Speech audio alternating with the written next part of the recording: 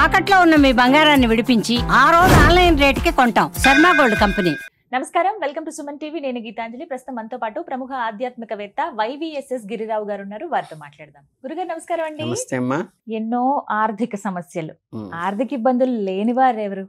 ఏదో ఒక రకంగా ఉంటుంది. డబ్బులు వచ్చినట్టే వస్తాయి, కానీ వెళ్ళిపోతాయి. జీతం వస్తుందా 10 రోజులు బానే ఉంటుంది. ఒకవేళ ఉద్యోగాలు చేసే వాళ్ళు అయితే 11వ రోజు నుంచి మళ్ళీ ప్రారంభం. ఒక్కళ్ళ సంపాదన ఇంటిల్లి 10 గడవడం ఈ రోజుల్లో చాలా కష్టం. అంటే డబ్బులు వస్తున్నా దాయలేని స్థితి కొంతమందికి ఉంటుందండి. అసలు ఎందుకు ఇలాంటి ఆర్థిక ఇబ్బందులు, వడ్డీల మీద వడ్డీ అలా పెరిగిపోతూ ఉంటాయి, అందులో ఇరుక్కుపోతూ ఉంటారు? ఈ సమస్యల నుంచి బయటపడే మార్గం లేదా అని చెప్పి చాలా మంది అడుగుతూ ఉంటారు, ఎదురు చూస్తూ ఉంటారు, ఏమన్నా ఒక్క సొల్యూషన్ దొరుకుతుందేమోనని. ఏం చెప్తారు మీ దృష్టిలో ఏమున్నాయి? ఆర్థికంగా ప్రధానంగా చెప్పాలంటే ఏంటంటే, మనకి ధార్మికంగా శాస్త్రీయంలో పూర్వం నుంచి ఆచారంగా, అంటే మనకి శంకరాచార్య గారి దగ్గర నుంచి కూడా, ఆది శంకరాచార్య గారు ఏంటంటే, మీకు అది చాలామందికి తెలిసే ఉంటుంది, ఈ కనకదార స్తోత్రం అని చేస్తూ ఉంటారు. ఏంటంటే ఆర్థిక ఇబ్బందుల్లో ఉన్న వాళ్ళు ఖచ్చితంగా అది చేస్తే మండలం రోజులు బ్రహ్మాండంగా వాళ్ళకి ఆర్థిక సమస్యలు తీరుతాయని, అంటే డ్యామ్ షూర్గా అని చెప్పడం జరిగింది. అందులో విశేషం ఏంటంటే, యాక్చువల్గా అది మనస్సంకల్పం. ఇప్పుడు శంకరాచార్య గారు భిక్షకు వెళ్తారు. పూర్వం ఏంటంటే ఆచారంలో ఒరిజినల్గా ఉన్నది, సన్యాసి అనేవాళ్ళు ఎక్కడికైనా సరే పాదయాత్రగానే వెళ్ళాలి, 3 రోజుల మించి ఎక్కడ ఉండకూడదు, చాతుర్మాస వ్రతం అప్పుడు తప్పితే, భిక్ష చేసి మాత్రమే స్వీకరించాలి. అంటే సన్యాసికున్న నియమాలు. ఇప్పుడు అందరూ సన్యాసులు, వాళ్ళ పేరు చెక్ బుక్లు ఉంటున్నాయి, అకౌంట్ బ్యాలెన్స్ ఉంటున్నాయి, పెద్ద పెద్ద కోటల ఆస్తులు కూడా ఉంటున్నాయి, కానీ అవి ట్రస్ట్ పేరు మీద ఉంటాయి తప్పితే, ముఖ్యమైన వాళ్ళు ఎవరైనా పెద్దవాళ్ళని చూస్తే మీరు అందరూ గౌరవించే వాళ్ళని, వాళ్ళ పేరున ఏమీ ఉండదు. ఆయన పేరున ఆయన ఆ ట్రస్టీ మెయింటైన్ చేస్తూ ఉంటుంది తప్పితే.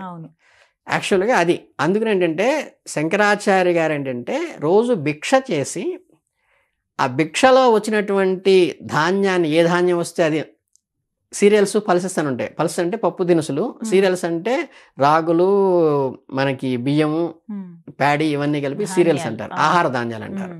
ఈ ఆహార ధాన్యాలని దాన్ని వాళ్ళు స్వయం పాకం చేసి, బ్రహ్మచారి కూడా మాకు ఉపనయనం చేస్తారు. బ్రహ్మచారి మీన్స్ ఏంటంటే, బ్రహ్మచారిగా ఉన్నవాడు ఆయన స్వయం పాకం చేసుకుంటూ ఆడవాళ్ల చేతి వంట తినకుండా స్నాతకం దాకా అలా ఉండాలి. అప్పుడు స్థాళీపాకం ఉంటుంది. పెళ్ళైన వివాహం అయిన తర్వాత నాగవల్లి సదస్యం స్థాళీపాకం అని ఉంటుంది. ఈ స్థాళీపాకంలో ఆయన వంట చేసి, ఈ అష్టవర్షాత్ భవేత్ కన్య అనే అమ్మాయిని తీసుకొచ్చి ఆ అమ్మాయికి వంట నేర్పించి, అప్పటి నుంచి నాకు ధర్మపత్నివి కాబట్టి, ధర్మ అర్థ అల్లో కామాల్లో నువ్వు నాకు తోడుగా ఉంటావు కాబట్టి నీ చేతి ఆహారం నేను తింటానని, ఆ రోజు దాకా ఆడ వాళ్ళ చేతి వంట తినకుండా తన స్వయం పాకంతో చేసుకునే తినాలి అని చెప్పి చేసేవాళ్ళు. అలా వీళ్ళ సన్యాసులందరూ కూడా మనకి చక్కగా వెళ్ళేసి ఈ ఆహార ధాన్యాన్ని భిక్షగా అడిగి ఆ భిక్ష తెచ్చుకుని తీసేవాళ్ళు. అలా ఈ 5 ఏళ్లలో వెళుతూ ఉన్నప్పుడు ఒక ఇంటికి వెళ్ళేసరికి ఆ రోజు భిక్షకి ఆవిడ అంటే ఆర్థికంగా ఉండి ఏకవస్త్రగా ఉంది. అంటే మీకు ఈ భారతంలో ఏకవస్త్ర వేరే, అది మైలపడ్డప్పుడు. అలా కాకుండా ఏంటంటే ఆవిడకి ఏంటంటే ఒరిజినల్గా తన భర్త బయటికి వెళ్ళి ఆ ఒక్క వస్త్రాన్ని కట్టుకుని ఏదైనా పని చేసుకొస్తే, మళ్ళీ ఇంటికి వచ్చిన తర్వాత ఆయన లోపలికి వెళ్ళి కూర్చుంటే, గోచి పెట్టు కూర్చుంటే, ఈవిడ ఆ వస్త్రం కట్టుకుని ఇంటి పనులన్నీ చక్కబెట్టుకుని వంట చేసేటువంటి పరిస్థితుల్లో పేదరికంలో ఉన్నటువంటి ఆవిడ దగ్గరికి వచ్చి, అమ్మా నాకు ఇలా ఉంది పరిస్థితి, భిక్షాందేహి అనగానే, మనకి పూర్వము గృహస్థుడికి ఏంటంటే ఇట్లా సన్యాసి ఎదురొస్తే ఆగాలని చెప్పిన కారణం అది అపశకనం అని కాదు. సన్యాసి అయిన వాడు ఎదురొస్తే ఏంటంటే వాడికి గృహస్థు పోషించవలసిన బాధ్యత, బ్రహ్మచారికి కానీ సన్యాసి కానీ వస్తే వాడు పోషించాల్సిన బాధ్యత గృహస్థుడి మీద సాంప్రదాయం ప్రకారం. అందుకని నేను గృహస్థుడిగా ఉన్నప్పుడు ఆ వచ్చిన వాళ్ళకి ఏదో ఒకటి మనం ఇవ్వాలి. ఇవ్వాలంటే ఇంట్లో ఏమీ నిండుకుంది అంటారు కదా, ఏం లేదమ్మా నాయనా, ఏం లేదురా బిడ్డ, నువ్వు కనిపిస్తున్నావు, దేవుళ్ళలాగా వచ్చావు, నా ఇంట్లో ఒక ఉసిరికాయ ఉంది, అది నేను పెడతాను అని, బిడ్డ ఆకలితో వస్తే అమ్మ ఎలా పెడుతుందో నేను ఇది ఇస్తాను అని చెప్పేసేసి ఆ వస్త్రం కట్టుకుని వచ్చి ఆవిడ అది ఇస్తుంది. ఇవ్వగానే ఆయనకి ఒకసారి ఏంటి, అన్నం పెట్టే అమ్మకి ఈరోజు నాకు అన్నం పెట్టడానికే ఏమీ లేదా అని ఒకసారి ఆర్ద్రత వస్తుంది. అంటే ప్రతి వాళ్ళలో తల్లినే చూస్తాడు ఆయన. మా అమ్మకి నాకు పెట్టడానికి, బిడ్డకి పెట్టడానికి ఏమీ లేదా, ఏం స్వామి ఇట్లా చేశావు అని చెప్పి ఆసువుగా కనకదార స్తోత్రం అలా చెప్పేస్తాడు. ఏమ్మా ఎక్కడున్నావు తల్లి, మా అమ్మని ఇట్లా పెట్టావే అని అనగానే బంగారు ఉసిరికాయలు జల జల జల జల రాలుతాయి. అవును, అయ్యో బాధపడకండి. అంటే నిజంగా ఆర్ద్ర మహాత్ములకి కనుక ఒక ఆర్తి వచ్చి వాడు అయ్యో వీడు అన్యాయం అయిపోతున్నాడే అని కనుక అలా వస్తే ఆ అనుగ్రహం మీకు మొత్తం ఉన్న కర్మదోషాలు మొత్తం నివారణ చేసి 5 నిమిషాల్లో వాళ్ళకి రెక్టిఫై చేసేస్తుంది. బంగారు పుసరికాయలు పడతాయి. ఇప్పటికీ ఆ గృహం ఉందని చెప్పి ఉంది, గృహం ఉంది, మీరు వెళ్ళి చూడొచ్చు అనమాట. అలా ఆ ఇల్లు మొత్తం చాలా ఐశ్వర్యం అయిపోయింది. అందుకని మీకు దీంట్లో కూడా ఈ వాసుదేవుడు కూడా ఆయన మిత్రుడు రాగానే కుచేలుడు వచ్చి ఏంటి కుచేలా నువ్వు ఇలా ఉన్నావా, ఒకప్పుడు మనం అలా ఉండేవాళ్ళమా అని చెప్పి ఆత్రంగా దగ్గరే తీసుకుని గబగబా గుప్పెడు పిడిక అటుకులు తీసుకుని తింటాడు. మొదటి గుప్పెడికి ఐశ్వర్యం వచ్చేసింది, రెండో గుప్పెడికి సౌభాగ్యం వచ్చేసింది, మూడో గుప్పెడి సరిగ్గా స్వామి మనందరం కూడా మేమందరం అష్టభార్యలో ఆయనకి దాస్యం వెళ్ళిపోవాలి అంటారు. అంటే భగవంతుడి అనుగ్రహం మీకు లావక్యంతైలే ధైర్యం విలవంభైన అలవంగానే గజేంద్ర మోక్షంలో సిరికిన్ చెప్పక శంఖచక్రమును చేబోనకని చెప్పేసి ఆడి కట్టుకున్న చెంగు పొంగు అలా పరిగెట్టుకుని వెళ్ళిపోతున్నట్ట. అంటే భగవంతుని మనం ఎలిగెత్తి పిలిస్తే ఆయన పరిగెట్టుకుంటూ వచ్చి చేస్తాడనమాట, ఆర్తిగా పిలిస్తే.